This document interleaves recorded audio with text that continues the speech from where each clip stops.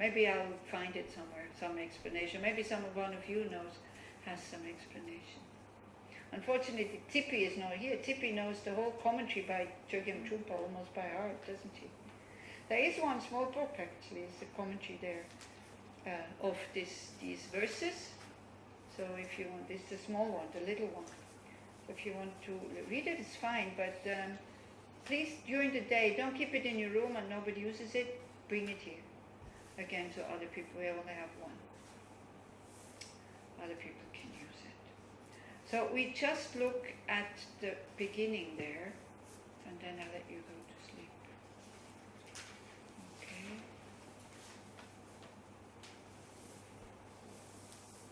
Homage to great compassion.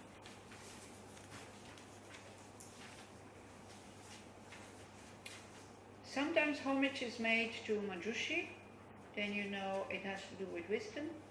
Sometimes homage is made to the Buddha, then you know it has to do with Vinaya, rules. The Buddha's teachings can be put into what is called the 3 baskets, the 3 pitakas. Vinaya, meaning behavior, of ethical conduct, rules. Sutras, this is all these texts, how to meditate, how to think, how to reflect, and Abhidharma, which is how things exist, wisdom. So these are the 3 pitakas, the 3 baskets.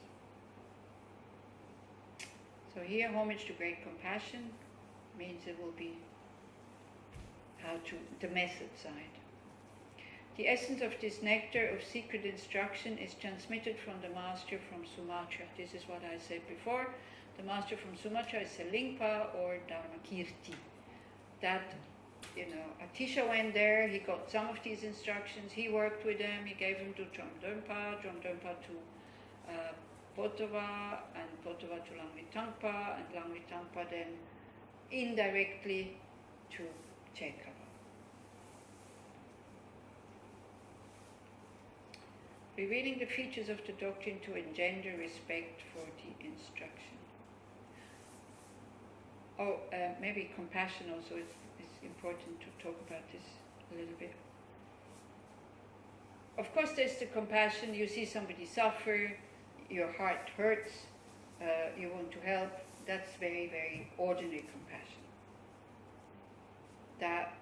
But if we don't have that, then we cannot practice this. So first we start to enlarge this one to all beings.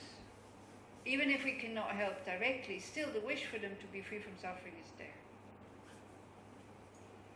Then we start to have compassion for how to say that?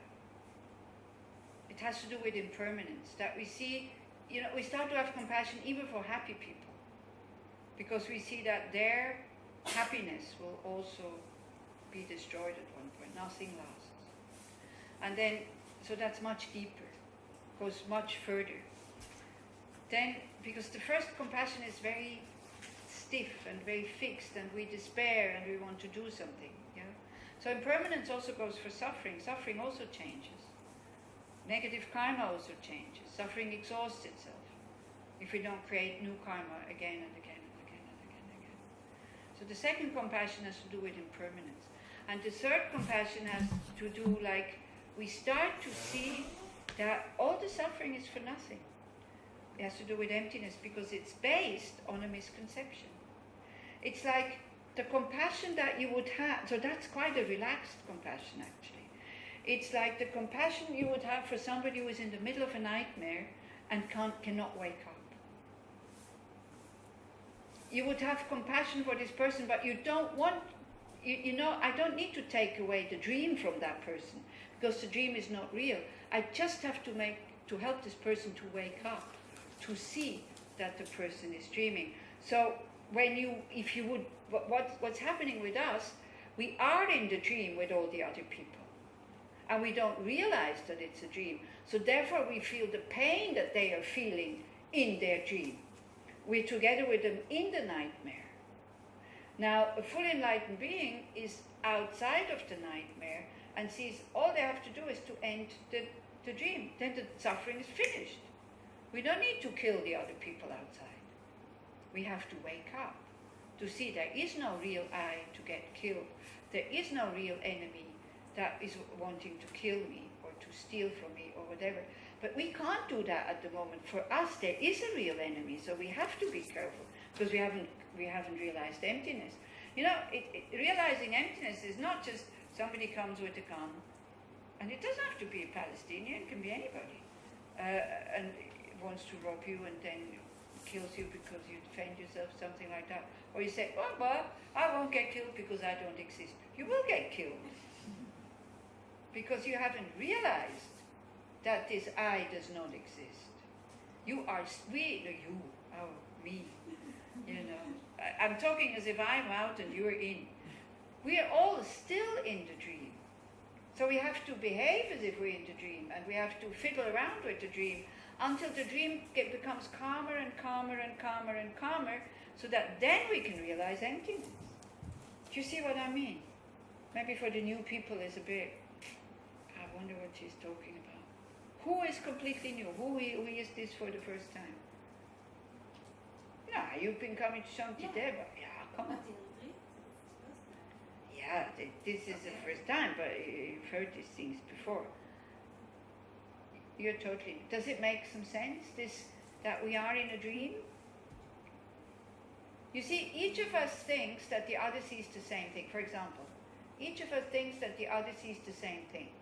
But each of us has its own very, very, very individual reality. Now, of course, we see things similar to each other because, you said it very nicely today, because we have the same sensual organs, yes. Yeah, capacities, powers. We have the same, you know, we see eyes, we see this, we see car, and we have the same names. So we see cars, and we see clocks, and we see tankas, and we see all this. But if I would be an ant, there wouldn't be a table here, or a cup, or flowers. So each of us experiences the world through the mind. And we're not experiencing the world. We experience what the mind picks up, what the mind reflects. Our mind is like a mirror. So what is outside there depends a lot on the state of your mind. Like the world, when you're very happy, all of a sudden, you know, even southern Tel Aviv, which is a little bit poor and all this, becomes wonderful and beautiful. And if you're unhappy, even Netanya becomes awful. If you're into high rises, I don't know, and into French croissant, then Netanya is, I heard, is the best, because all the French go to Netanya and they open their bakeries, like Paris. So like this. So that's what I mean. The same place can look totally beautiful and totally ugly, depending on the mind state. And this is what we start to see. This is why I'm talking about dream.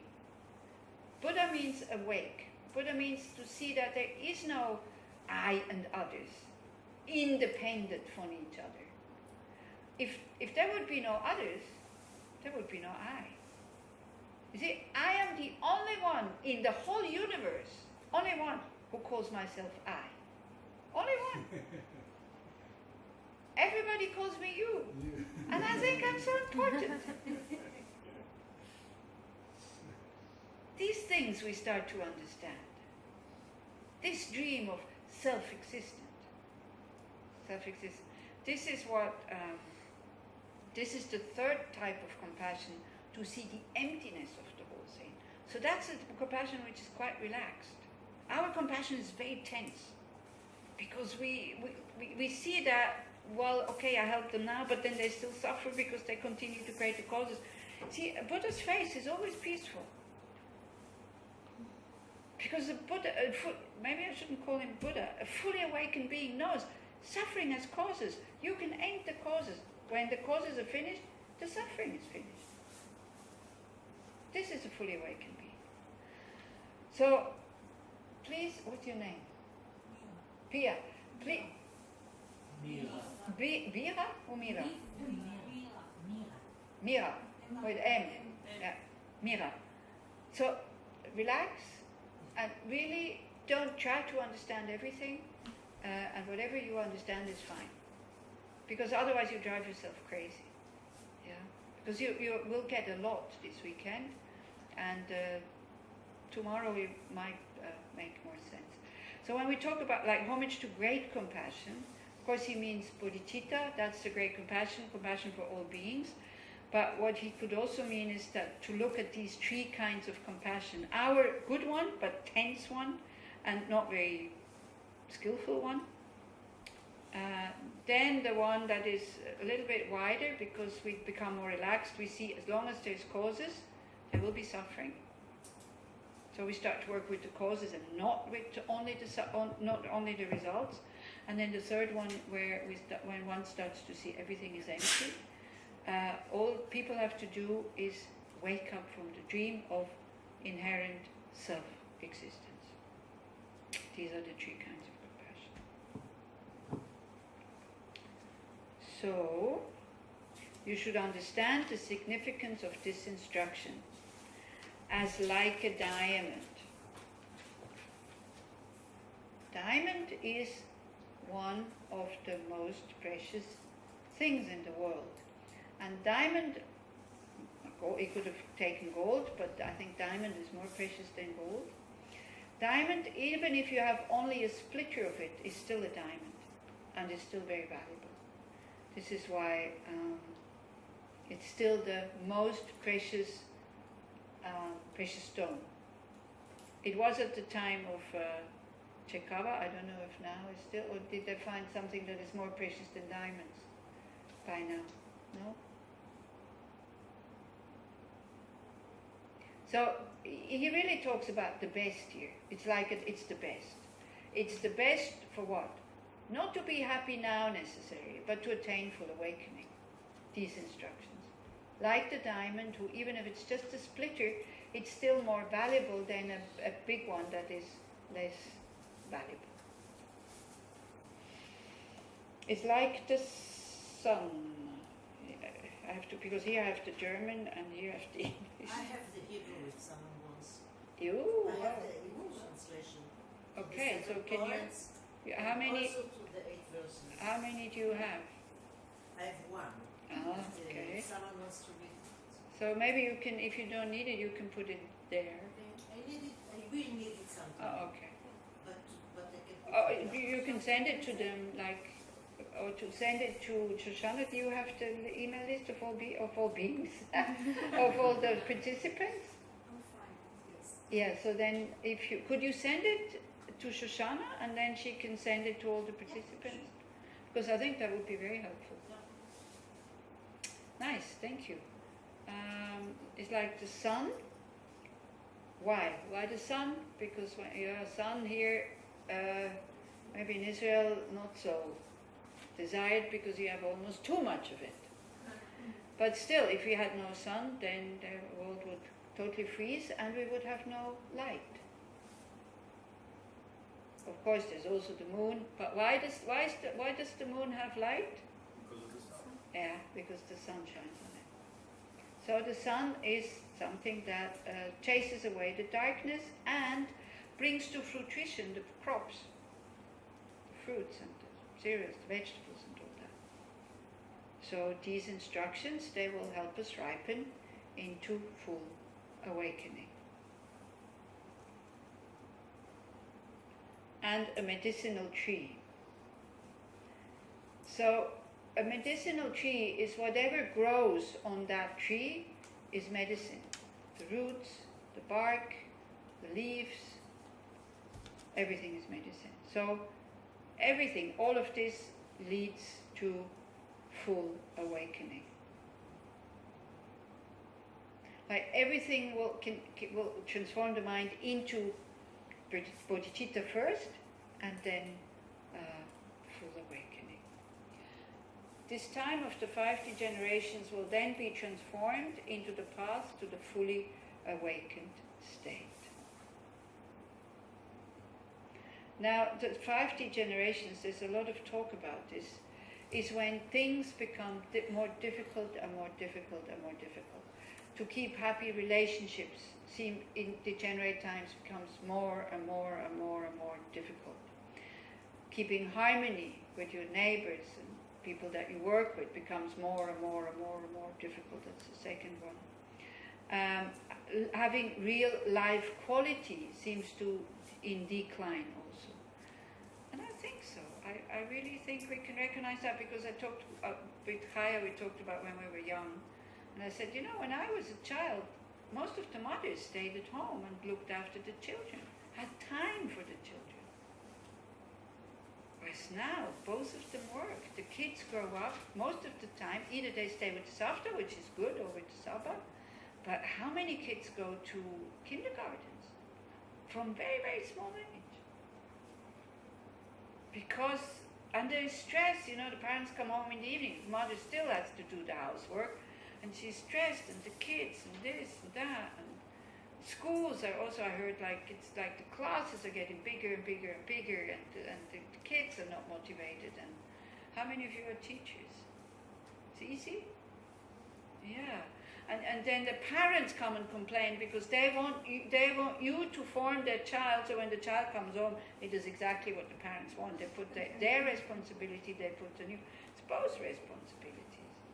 Their values are not being taught anymore at home. The parents are not a good example anymore. I'm not saying everybody, but some. It's very difficult. So this is everything gets difficult, but less living quality. The beings are undisciplined. Are they? Yes or no? What do you think? Do you have to do with a lot of really nicely disciplined people? No. So this is also true. And so when we look at us, we are just the dregs. You see, they say the Buddhas have been coming since beginningless time, again and again and again and again. And we're still here. So that means we're also not the best of the best of the students or the practitioners. So we can relax. I mean, we just, what is left over, we're the leftovers, kind of. The Buddha, so many people, so many beings have attained full awakening, and we're still here. So we're just the leftovers. And the views also, it said in the degenerate times, views become, are distorted. Like there's a lot of theories, a lot of views. There's some, for example, the view that killing people will bring you to paradise. I think that's a wrong view. A suicide bomber, I'm sorry, I think that's totally wrong view. And you see how much suffering that creates. So they're either wrong or kind of distorted. Then the delusions are very strong and even get rewarded sometimes. You're very good at making people buy your product that nobody wants or nobody needs. You get a salary rise. I think you're really good at your job. You're lying, you're cheating, and all that. Or with aggression also. If you're very aggressive, then you can get a reward, and you think, oh, it's really good. Quite often, when you say, when somebody asks you what you want to do with your life, and Lama Ösl, he answered, I just want to be a kind person. What? That as a goal in life? Do you think that would be, you said like life fulfillment? To be really kind, do you think that could be fulfilling a life? Then how you are kind, whether you're cleaning toilets or whether you run a company, it doesn't really matter. And everybody would appreciate you. And if you are kind to them, they wouldn't think it's naive and stupid.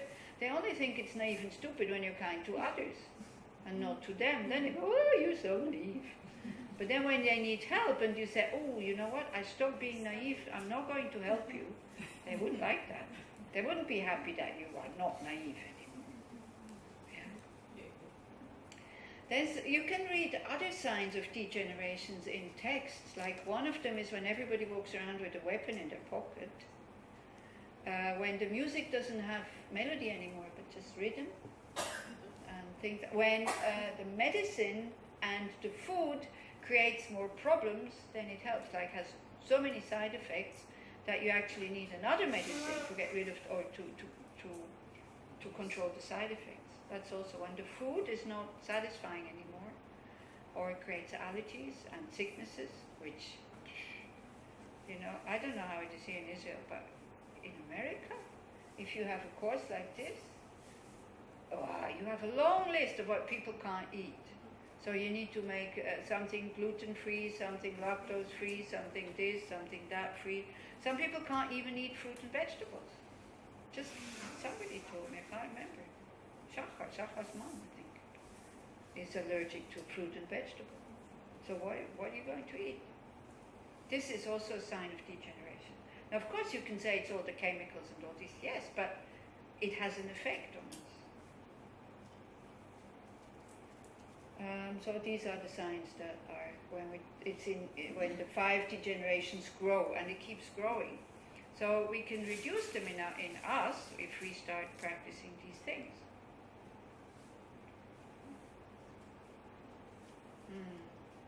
I remember, do you know poisoned oak? Have you ever heard of poisoned oak? Of course. Yeah, you've been living in America. California is full of it. It looks so nice that you want to touch it. It's full of But it. actually it's A poison. Tibetan doctor came once to Land of Medicine Buddha, California. It was a lady. Said, "What? This is poisonous." She took a handful and she rubbed it in her face, and everybody went, "Ah!" Nothing happened. It didn't affect her. And there are some red Indians also it does not affect, because they're still pure enough that it doesn't affect them. Not so sensitive. Yeah. We talk about poisoned oak again tomorrow, because it's a very good example. As you say, because it looks so nice, you have no clue why everything is itchy now. Yeah, so it's especially helpful now that we should do these practices to make a change in the world, and especially a change in what happens to us. This time of the 5 degenerations will then be transformed into the path of the fully awakened state. So we are living in times of degeneration, but instead of complaining and feeling depressed and being stressed about it, we transform it into the path of full awakening. So this is the prelude of the whole thing. So he tells you, look, this will be best medicine. So he's a bit arrogant and he is a bit proud, I do admit, but it's up to you whether you want to take that medicine or not. And don't throw it out from the beginning. With chemotherapy, we know it has side effects. The side effects come, nobody is happy about them, everybody bears them and goes back to the next session. Nobody would say, oh, no. Well, it's not quite true, because I do know people who, when the second time cancer comes, they say, I'm not going through this anymore, I'd rather die. So it's again, many of these examples you can't apply 100%, because chemotherapy doesn't make you immortal, so you have to die anyway. But in general, especially if it's the first time, people try, and they go back to the next session and the next. They know what to expect, but then they also know it finishes. The nausea finishes, and this and this and this finishes. So I would almost say, chemotherapy, to bear chemotherapy is much more difficult than to bear the pain of not following your ego all the time. It's less difficult, less painful. It is painful, this one also, but less. And it has good results. The side effects, people will start to appreciate you, because they feel you at all costs, you don't want to harm them. And it becomes a habit. You know, I was really surprised. Sometimes, no, maybe it's okay. Okay, good. So, I'll let you go to sleep now. I said if you want to go to Moadon and chat a little bit, we do like this. We make, yeah. In the rooms is silence until tomorrow morning. If you want to chat, please go to the Moadon. I can read the Hebrew sentence now if you want to. Yeah, what we did until now. Just 2 Yeah, seconds. nice. כבוד לחמלה העצומה. תמצית הנקטר הזה של ההנחיות הסודיות נמסרת מהמאסטר מסומטרה. עליך להבין את חשיבותן של הנחיות אלה, כמו היו יהלום, השמש ועץ מרפא. או אז יהפוך הזמן הזה של 5 הניוונים לדרך המובילה למצב הערות השלמה. Yeah, thank you very much. It's Yaki who translated that. It's And- גילה.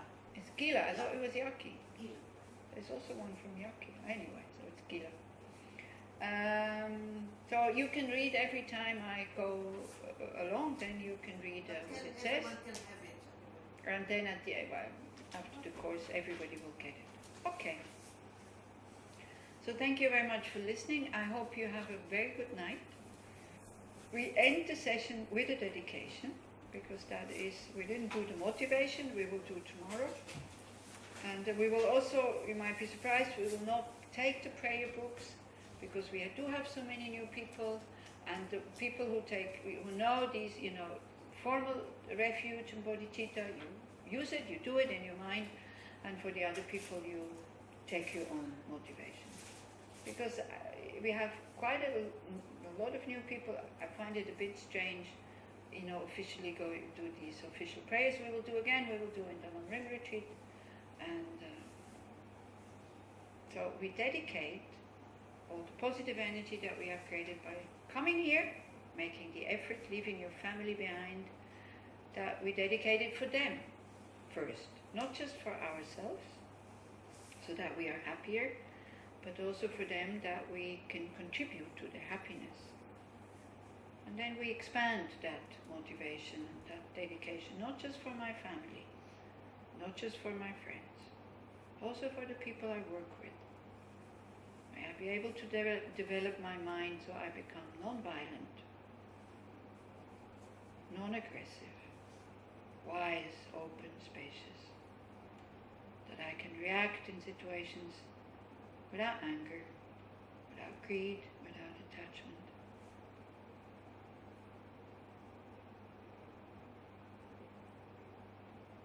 May this weekend here that we spend together benefit the people that I've met in the past, the people that I meet now, the people I will meet in the future, the people I haven't met yet, the people I will never meet in this life.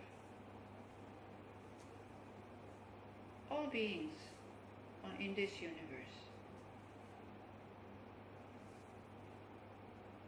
May this supreme practice of non-violence that has not arisen arise and grow, but may that which has arisen continue to grow. Thank you very much, and good night.